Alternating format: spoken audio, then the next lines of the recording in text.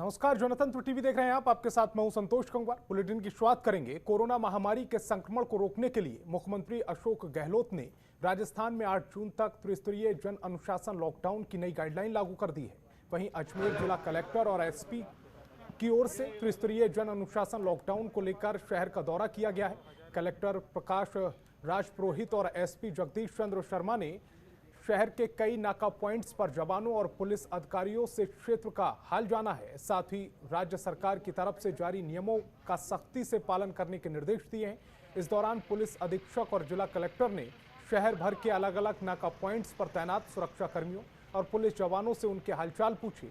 वहीं पुलिस जवानों को कोविड नियमों की नई गाइडलाइन का सख्ती से पालन करने के निर्देश दिए।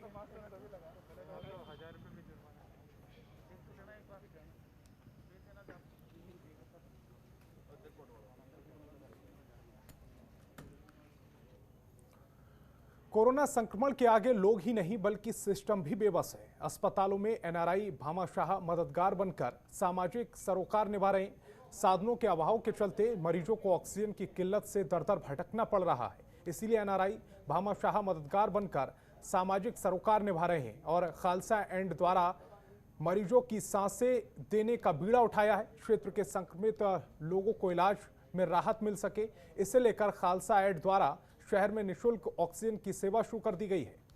गजसिंहपुर और पदमपुर कस्बे के एनआरआई भामाशाहों द्वारा इलाके के 10 ऑक्सीजन कंसंट्रेटर मशीनें भेजी गई हैं, जिनमें से 4 ऑक्सीजन कंसंट्रेटर गजसिंहपुर के जरूरतमंद मरीजों के घर पहुंचाए जाएंगे। वहीं किसी भी क्षेत्र में ऑक्सीजन कंसंट्रेटर की जरूरत होने पर हेल्पलाइन नंबर जारी किया गया है, जिसमें हेल्पलाइन नंबर 7073523513 और 766536672 पर डॉक्टर के द्वारा बताए जाने पर ही ऑक्सीजन कंसंट्रेटर मरीजों के घर पहुंच जाएंगे।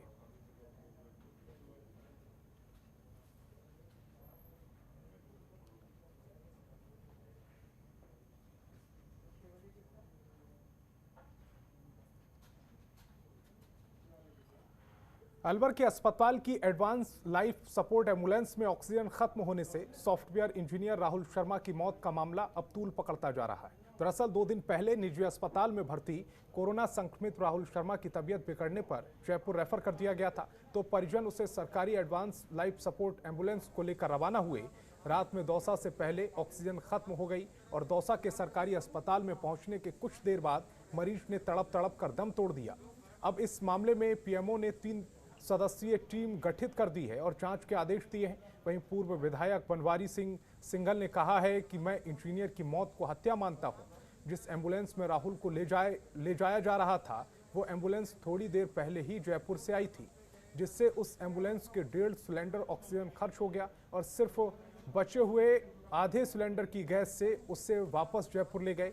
ये पूरी तरह से लापरवाही है। साथ ही कहा, जो इस हत्या के दोषी हैं उन सब लोगों के खिलाफ इरादतन हत्या के प्रयास का मुकदमा दर्ज हो। साथ ही पूर्व विधायक ने सरकार से मृतक की पत्नी को नौकरी और 20 लाख रुपए आर्थिक मदद देने की मांग की है।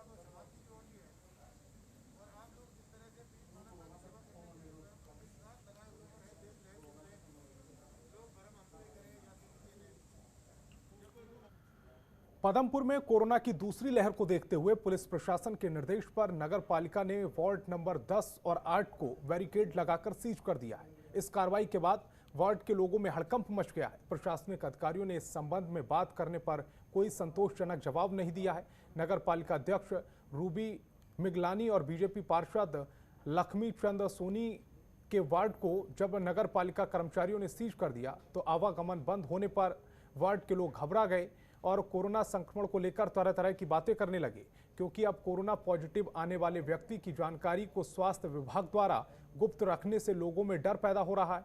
वार्ड में रहने वाले लोगों का कहना है कि कोरोना पॉजिटिव की जानकारी सामने नहीं आने की वजह से इसका नुकसान अन्य व्यक्तियों को ज्यादा हो रहा है, क्योंकि संक्रमित लोगों की जानकारी नहीं दी जा रही है। और थाना अधिकारी राकेश मीणा ने बताया है कि कोरोना की दूसरी लहर के प्रभाव को देखते हुए उच्च अधिकारियों के निर्देश पर वार्ड को सीज करने की कार्रवाई की गई है।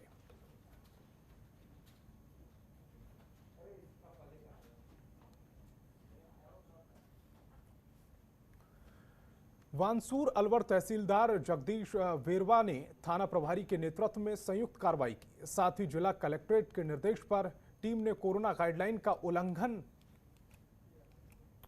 करने पर 5 दुकानों को सीज कर दिया है। इसके अलावा 1 दर्जन से ज्यादा लोगों के चालान काटकर 3000 रुपए का जुर्माना वसूला है।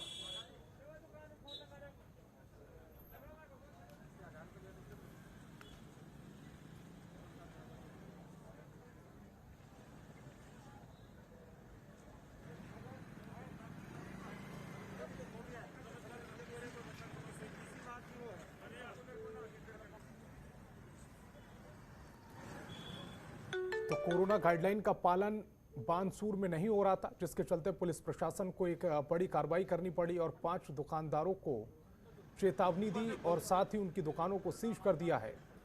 कोरोना गाइडलाइन के बाद भी ये दुकानें खुली हुई थी, जिसके बाद पुलिस प्रशासन को उन पर एक्शन लेना पड़ा है ताकि दूसरे लोगों के लिए एग्जाम्पल सेट किया जा सके।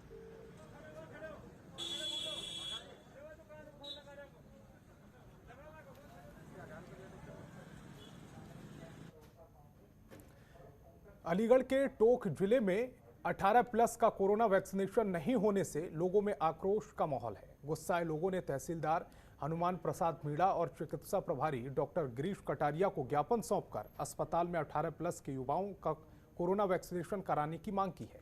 18 प्लस के युवाओं का वैक्सीनेशन नहीं होने से वैक्सीन लगाने के लिए कहीं और जाना पड़ रहा है, जबकि लॉकडाउन के चलते आवाजाही बंद होने से लोगों को काफ़ी परेशानी का सामना करना पड़ रहा है। साथ ही अलीगढ़ पंचायत समिति और तहसील मुख्यालय होने के साथ साथ यहाँ एक ही सामुदायिक स्वास्थ्य केंद्र है, जिसमें करीब 100 गांव जुड़े हुए हैं।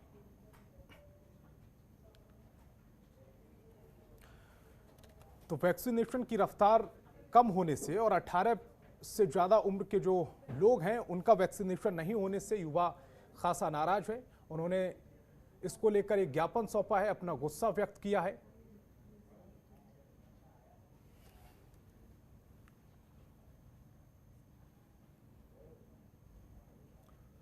धौलपुर में आज कोरोना गाइडलाइंस की पालना में तैनात पुलिस ने सुचारू व्यवस्थाओं का जायजा लिया। इस दौरान उन्होंने शहर के कई इलाकों में नाका पॉइंट्स से लैस किया है। साथ ही पुलिस ने व्यवस्थाओं का निरीक्षण करते हुए कोरोना गाइडलाइन का उल्लंघन कर बेवजह घूम रहे लोगों के खिलाफ सख्त कार्रवाई करने के निर्देश दिए हैं। इसके साथ ही शादियों के बाद से आ रहे शादीशुदा दंपति के वाहनों को भी चेक करवाकर कोरोना गाइडलाइन की अवहेलना पाए जाने पर नियमानुसार कार्रवाई की जा रही है। पुलिस अधीक्षक केसर सिंह शेखावत ने बताया कि आमजन से कोरोना गाइडलाइन के पालन कराने के लिए पुलिस पूरी तरह से मुस्तैद है और लोगों के लगातार नियमों की अवहेलना करने पर लगातार सख्ती की जा रही है।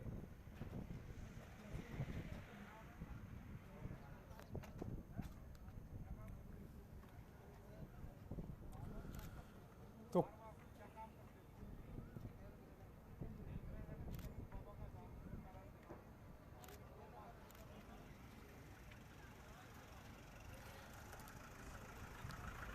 संजय हमारे संवाददाता ज्यादा जानकारी के साथ फोन लाइन पर जुड़ गए हैं। संजय, राजस्थान में कोरोना कर्फ्यू की बात की जाए, किस तरह से लागू है, लॉकडाउन किस तरह से लागू और कितना पालन किया जा रहा है? तस्वीरें कुछ और बयां कर रही हैं। तस्वीरों में जो हम देख पा रहे हैं वहां पर वाहन अभी भी निकल रहे हैं सड़कों पर।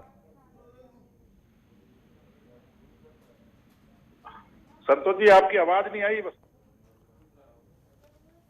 संजय, आवाज मिल रही है मेरी? हाँ, आपकी आवाज अब आई है। आवाज सवाल दोहराएं वापस। संजय, मेरा सवाल यह है कि जिस तरह की तस्वीरें हम देख पा रहे हैं, उन तस्वीरों में कहीं भी लॉकडाउन का पालन करते हुए लोग नजर नहीं आ रहे हैं। पुलिस हालांकि नाकाबंदी करके लोगों को की गाड़ियों को चेक कर रही है, लेकिन आप चूंकि वहां पर मौजूद हैं, किस तरह की परिस्थितियां आप देख रहे हैं लॉकडाउन को लेकर?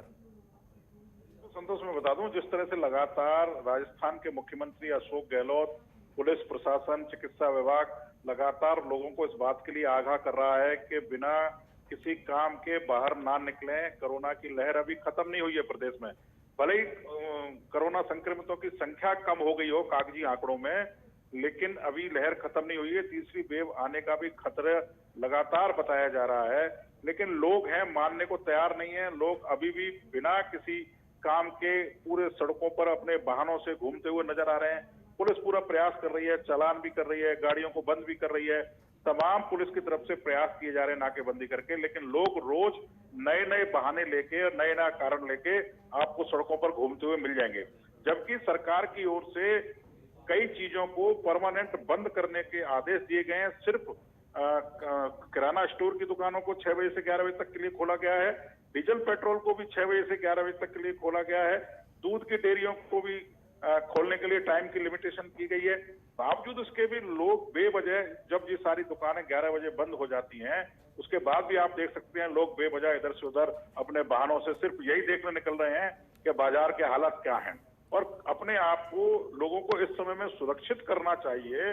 अगर एक परिवार में से एक व्यक्ति अगर संक्रमित हो जाता है तो इसका असर पूरे परिवार पर पड़ता है, ये लोगों को समझना चाहिए। और सरकार अगर कोरोना गाइडलाइन के पालन करने की गुहार कर रही है या आदेश दे रही है या निर्देश दे रही है, तो उसका पालन करना भी हमारी जिम्मेदारी है। अभी आप देखिए कि राजस्थान में जिस तरह से शहरी क्षेत्रों में कोरोना का प्रभाव था, अब वो धीरे धीरे बढ़ के ग्रामीण क्षेत्रों में शिफ्ट होता जा रहा है। ग्रामीण क्षेत्रों में क्योंकि अभी तक जो टीकाकरण का जो काम है उसकी अभी इतनी स्पीड नहीं है, वहां पे जो जांच का काम है उतनी उसका अभी व्यवस्थाएं नहीं है। उसकी व्यवस्था करने के लिए सरकार लगातार प्रयास कर रही है।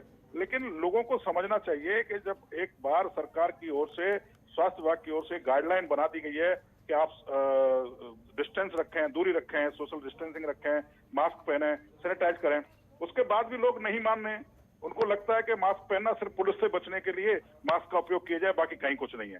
तो इस तरह की जो लापरवाही है वो कहीं ना कहीं पूरे प्रदेश में और नहीं पूरे देश में इस तरह की लापरवाही देखी जा सकती है। और लोगों की लापरवाही के चलते कोरोना का जो संक्रमण है उसकी जो चेन है वो टूटनी चाहिए, वो टूट नहीं पा रही है।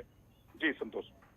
संजय बिल्कुल सही कह रहे हैं। लापरवाही जब तक बरतते रहेंगे कोरोना से निजात नहीं मिलेगी, क्योंकि लापरवाही के उधर ही कोरोना है। लापरवाही के इधर अगर आप सावधानी बरत रहे हैं तो सावधानी के इधर आप सेफ हो सकते हैं। अगर लापरवाही बरत रहे हैं तो फिर कोरोना से भगवान भी नहीं बचा सकता। संजय, आप हमारे साथ जुड़े, इस तमाम जानकारी को आपने दर्शकों के साथ शेयर किया, इसलिए आपका बहुत बहुत शुक्रिया। खबरों के निष्पक्ष विश्लेषण के लिए सब्सक्राइब करें Jantantra TV and press the bell icon. Never miss any update.